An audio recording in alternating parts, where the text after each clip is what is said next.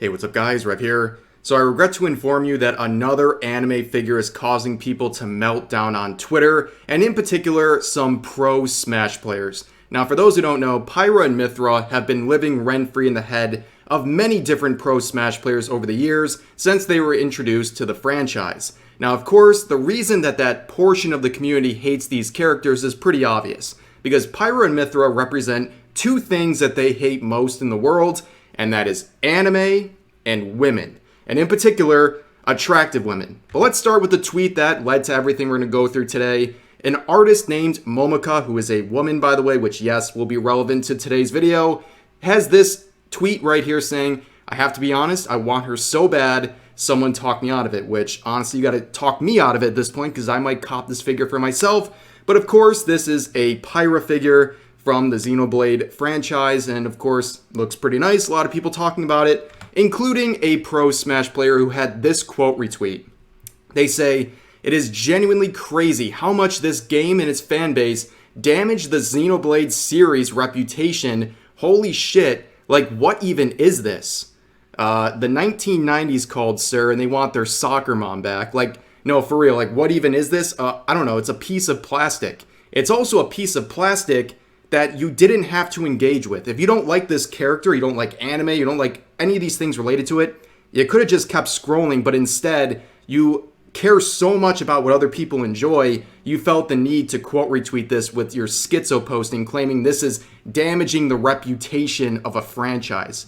But nonetheless, a lot of people were pointing out the fact that, well, this is another example of a pro Smash player crying about fictional content. And it's always ironic because the pro Smash player community has been facing a torrent of allegations, in particular grooming allegations, for many, many years now. But instead of focusing on that and ridding their community of that, a lot of these pro Smash players have spent all of their time crying about fictional content. I remember when I made this tweet back in 2021, they did not like this tweet. The pro Smash community did not like this tweet, where I stated that, well, of course they don't like Pyra and Mythra because they look like adults, poking a jab at all the grooming allegations that their pro Smash players are facing. And of course, you had people from their community attacking me, basically saying you're, the pot calling the kettle black, and that you are just as bad as them, where they unironically were posting screenshots of my YouTube channel, like they found the Epstein flight logs or something, and they're like using the defense of, well, there might be rampant grooming in the pro Smash player community, but at least they don't like anime girls. Yeah, that's pretty much what we're dealing with here. But nonetheless, the artist Momoka would reply to that quote retweet with this saying, "Smash player sees a woman and loses their effing minds.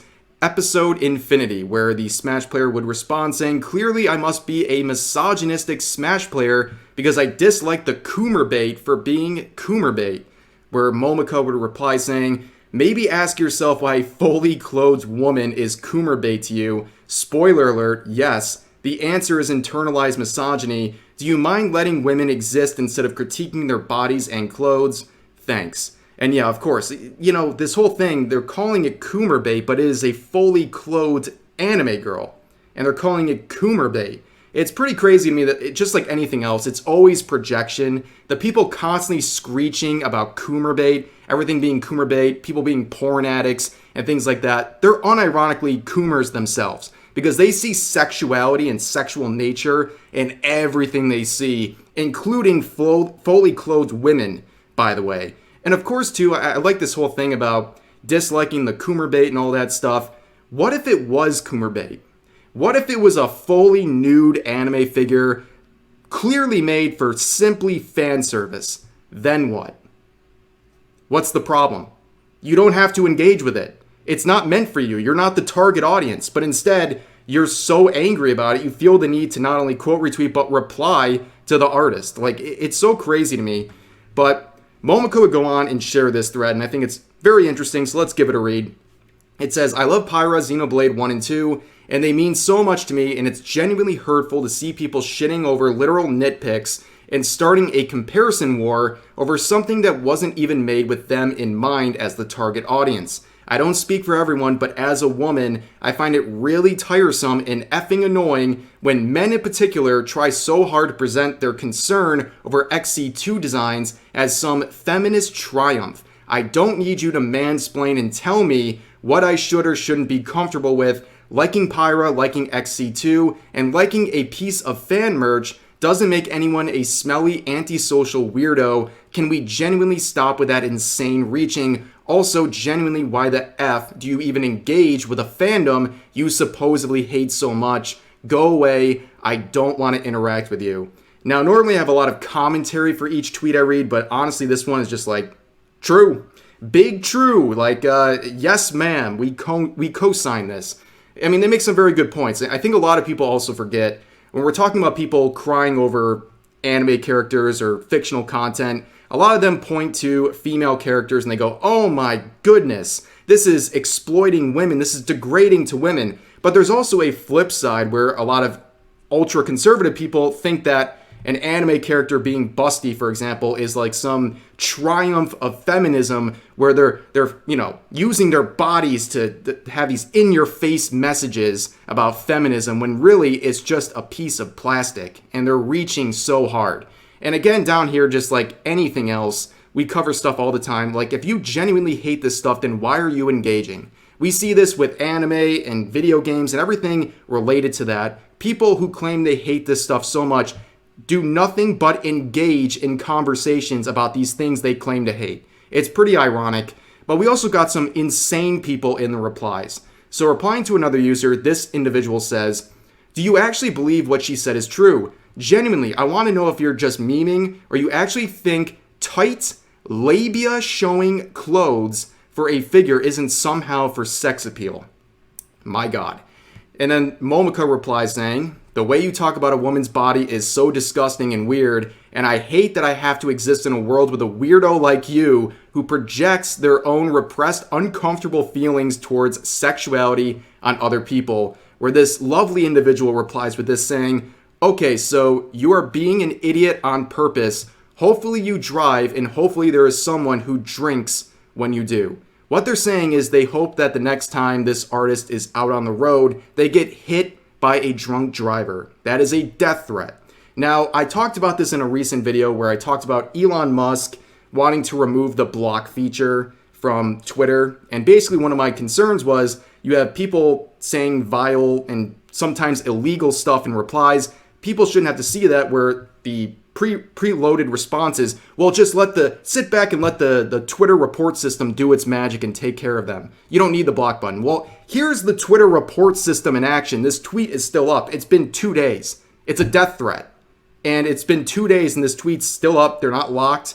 They're free to use Twitter as much as they want. And there's clearly a lot of attention. There's probably hundreds of reports on this tweet, but nothing happened. So that's my whole point. The Twitter report system is completely busted, and it's not something you should rely on. That's why I said keeping the block button is a must. It's a must feature for any social media platform.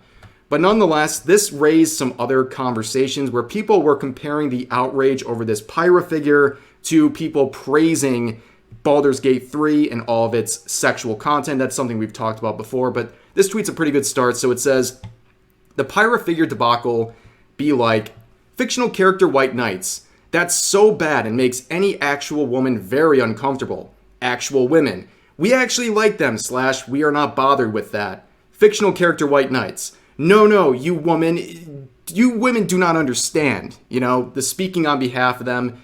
But this led to another related thread by another female artist named Gigi who said this. Why do people scream and cry over anime girls showing skin and then play Baldur's Gate 3 with a smile on their face? This tweet is leaving my circle. I'm just asking why there's mad people. I haven't seen a Japanese AAA anime game with sex scenes. And the most skin a triple company would do is cleavage, or I don't know, their thighs. Then people get mad over that. I mean, that's the thing. So when it comes to a lot of the Japanese games that are censored or removed from places like Steam, it's over the most minor of fan service. It's often something as simple as cleavage, right? That's what people are freaking out about. And yet, in Baldur's Gate 3, you have full-on nudity, including an option to have sex with bears.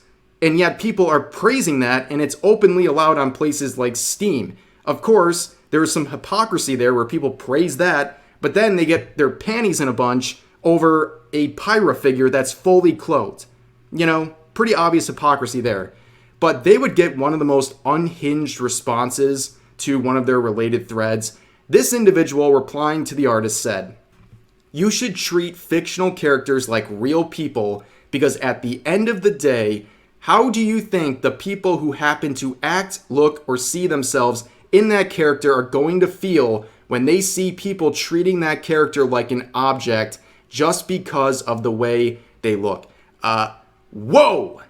Schizophrenia. Like, not even joking. Like, this is diagnosed schizophrenia in action here. Like, this is crazy. The line between fiction and reality, it's not just blurred for this person, it doesn't even exist. It's all the same. If you genuinely believe how people treat fictional characters is going to harm real people, that is insane. That's genuine mental illness. That's something wrong. And yeah, unsurprisingly, with the number of quote retweets totaling almost 200 with only one like, this person would eventually deactivate their account, which is probably for the best because Twitter is causing them some damage.